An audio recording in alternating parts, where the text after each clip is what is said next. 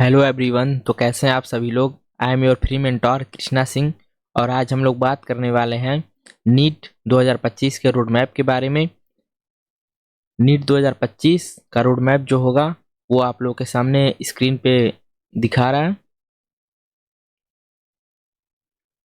तो first of all ये NEET Hindi medium और नीट इंग्लिश मीडियम दोनों बच्चों के लिए है।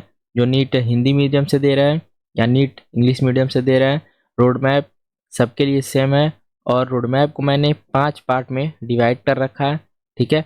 जिसमें से फर्स्ट रोड मैप जो है वो आपका सिलेबस। अब हमारे एग्जाम में मात्र 80 दिन बचे हुए हैं, ठीक है।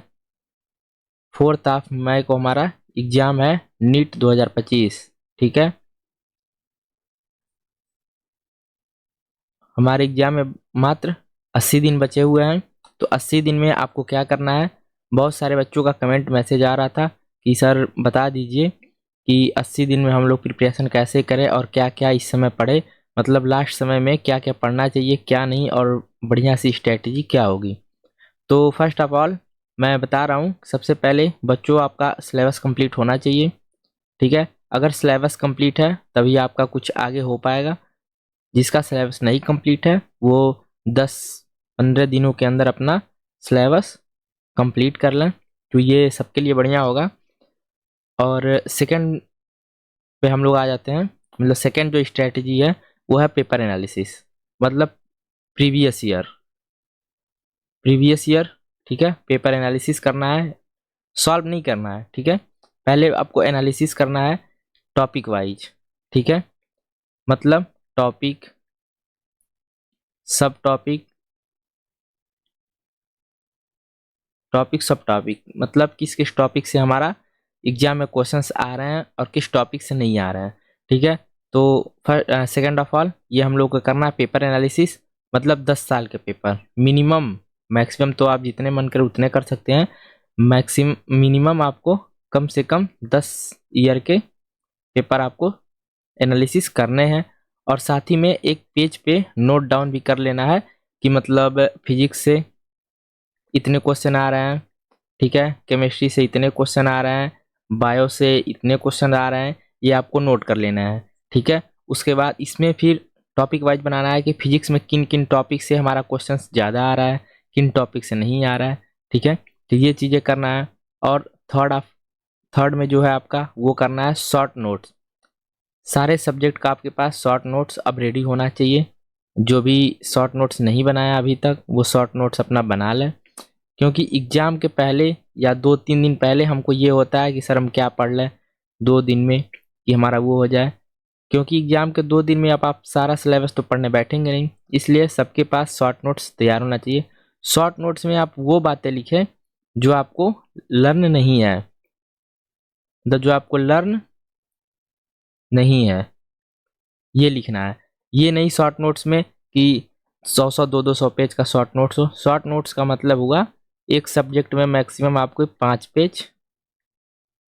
पेज या 10 पेज, ठीक है। छोटे छोटे लिखेंगे आप लोग तो बहुत ज़्यादा मैटर उसमें आ जाएगा, ठीक है। उसके बाद हमको करना है चौथे नंबर पे पीवाईक्यू प्रैक्टिस, ठीक है। यहाँ मैंने बताया पेपर एनालिसिस, पेपर को एनालिसिस हमको करना है सबसे पहले, ठीक है।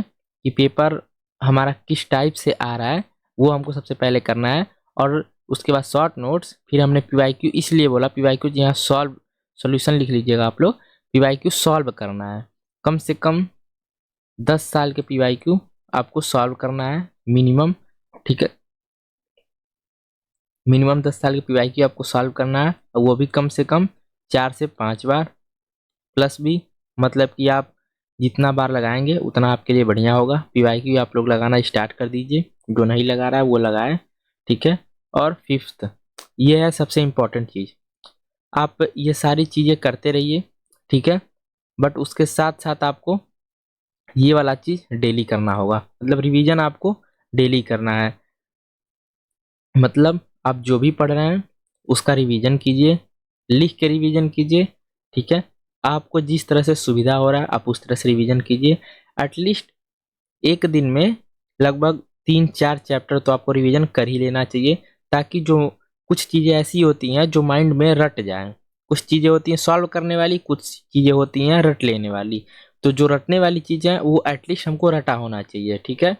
और रिवीजन में एक चीज़ और ऐड कर दे रहा हूँ कि आपको फार्मूला सीट आप लोग बना लीजिए, ठीक है। और फार्मूला आप लोग लर्न करना तैयार कर दीजिए, ठीक है। मतलब फार्मूला लर्न होगा तभी आपको कुछ आएगा, वरना एग्जाम हॉल में बैठ के आप सोचेंगे कि इस वाले क्वेश्चन में हमको कौन सा फार्मूला यूज करना है।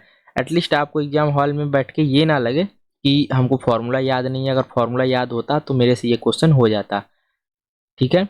तो किसी को बाद में अफसोस ना हो, इसलिए फार्मूला सबसे पहले आप लोग याद कर लें, जितने भी फॉर्मूले आपको यूज होने वाले हैं, ठीक है। तो अगर वीडियो अच्छा लगा हो तो चैनल को लाइक कीजिए, शेयर कीजिए और सब्सक्राइब कीजिए। और वीडियो अच्छी लगी हो तो अपने दोस्तों के साथ, अपने भाइयों के साथ शेयर कीजिए, ठीक है। Thank you everyone, this is your free mentor Krishna Singh. जय हिंद, जय भारत, बाय बाय।